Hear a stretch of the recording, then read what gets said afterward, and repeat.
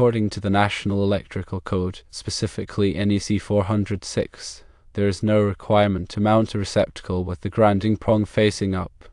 The code does not specify a particular orientation for the grounding prong. The primary concern of the NEC is the safe installation and operation of electrical systems. This includes ensuring proper grounding, secure connections, and protection against overcurrents.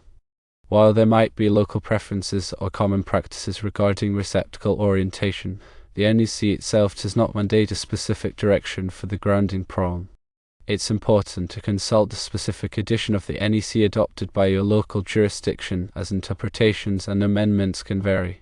However, the general rule remains that the NEC focuses on the functional safety of the installation, not on the aesthetic orientation of the receptacle. When installing receptacles, always prioritize safety and follow the manufacturer's instructions. Ensure all connections are tight and properly insulated. Use appropriate wiring methods and materials for the application. Verify that the receptacle is securely mounted and protected from physical damage. Remember to de-energize the circuit before working on any electrical components. Proper grounding is crucial for electrical safety.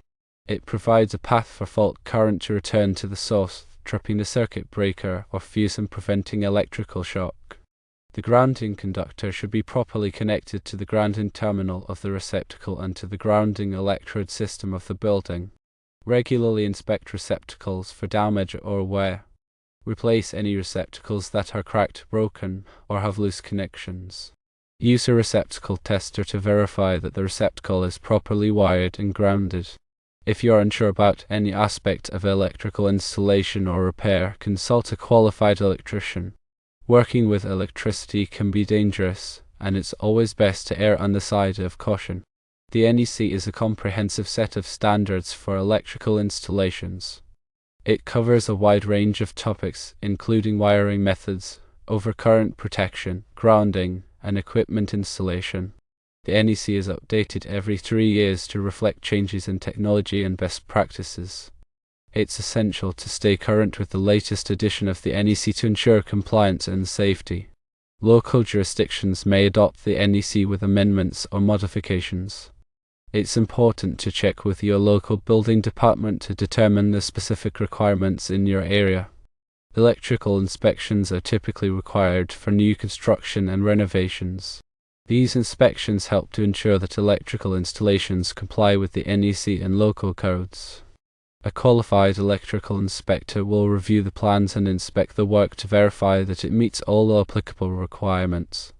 The NEC also addresses the installation of ground fault circuit interrupters, or GFCIs.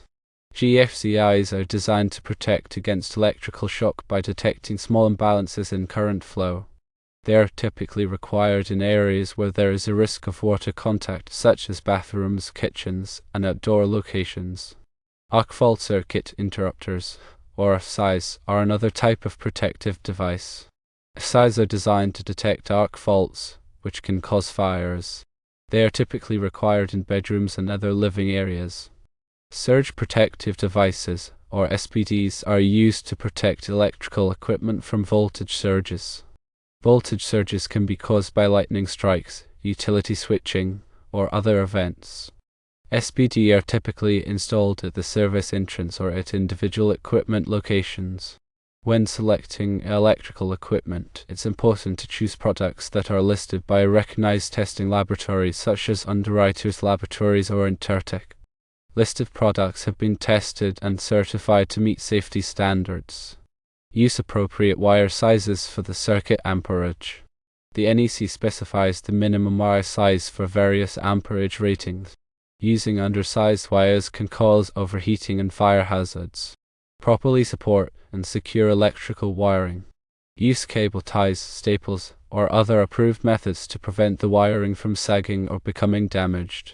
Protect wiring from physical damage. Run wiring through conduit or other protective enclosures in areas where it is exposed to potential damage. Label electrical panels and circuits clearly.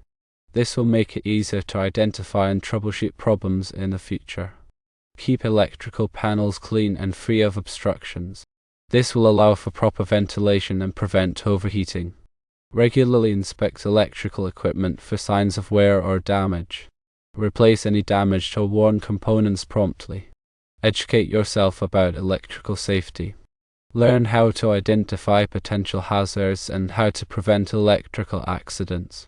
If you are not comfortable working with electricity, hire a qualified electrician to do the work for you. Electricity is a powerful force, and it should be treated with respect. By following safety precautions and adhering to the NEC, you can help to prevent electrical accidents and ensure a safe electrical system. Firstly, always disconnect power before working on electrical components. Secondly, use insulated tools and equipment. Thirdly, never work on electrical systems when you are wet or standing in water. Fourthly, be aware of the potential hazards of electricity. Fifthly, follow the NEC and local codes.